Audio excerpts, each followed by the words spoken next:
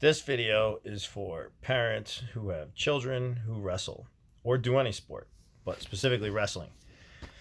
My kids wrestle and I volunteer coach. Well, this year it's only one kid wrestling, but I volunteer coach and I love it. I'm not a wrestler. I have wrestled. I wrestled in 1988 for the folk style season, so that's 3 months.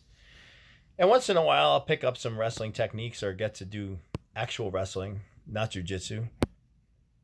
And it's quite hard to find wrestling as an adult. That's definitely a kid sport. It's a grind. It's a beating.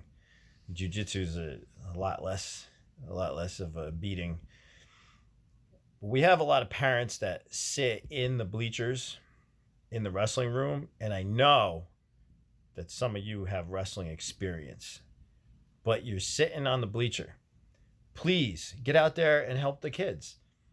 I'm not qualified. I don't know what I'm doing. I mean, the coach is leading.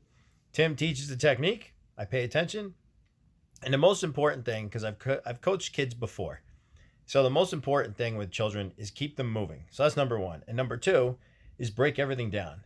The coach is teaching the coach with the wrestling experience, the head coach. He teaches the technique.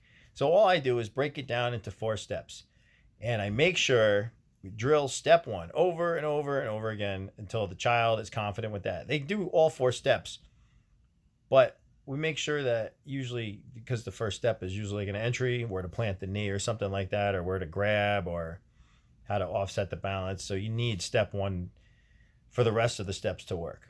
So make sure the kids are moving and make sure that they're working on their basics. Don't let them go fast at first. I mean, if they know the move, they can do the move.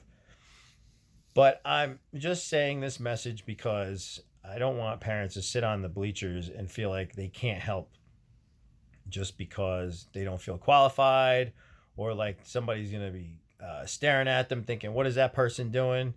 Because that's just not the case. Nobody's ever criticized me. I've only gotten thanks from many parents and even from some of the wrestlers. But you have to get out there and do it. That's the bottom line. You want your kids to get ahead, and you're helping other kids too. You're setting them up for success in the future. And the voice in their head is your voice.